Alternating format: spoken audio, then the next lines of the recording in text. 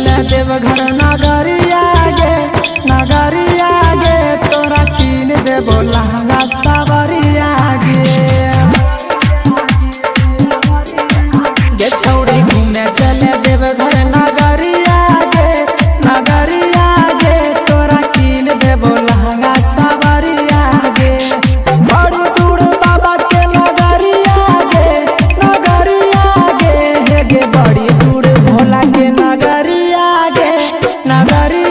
गे तोरा कीन देबो लहंगा सावरिया गे जल ढारे चल भोला के दुआरिया गे तोरा कीन देबो लहंगा सावरिया गे। डीजे कंचन राज हाजीपुर में साली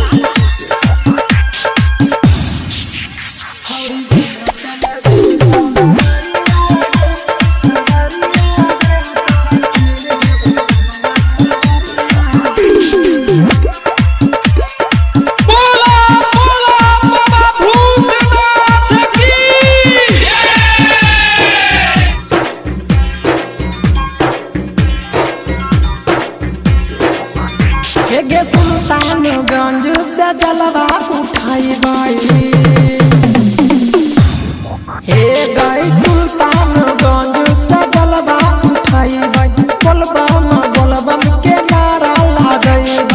आने पकावर माथे बन लेबे पगड़ी भोला नगरिया के दूर बहुते डगड़ी गे बाड़ा कठिन छै डगरिया गे जल ढारे चल बाबा दुआरिया गे घूमे चल बाबा के नगरिया गे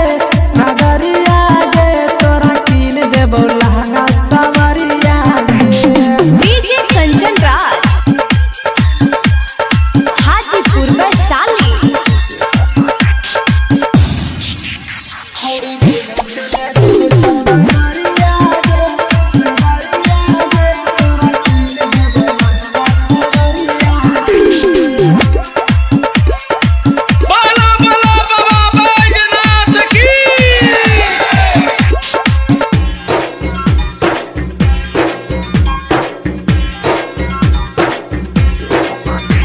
गे भोला बाबा के भावे भंगिया के गोला हे गई भोला बाबा के भावे भंगिया के गोला जल ढारे जाय छै सुने दीपक दिलाला हमरो जे मन में उठल छै लहरिया हमहु गे अब की जे बनबै कावरिया हमर जिला पड़ै छै खगड़िया गे जल ढार चल बाबा दुआरिया गे तोरा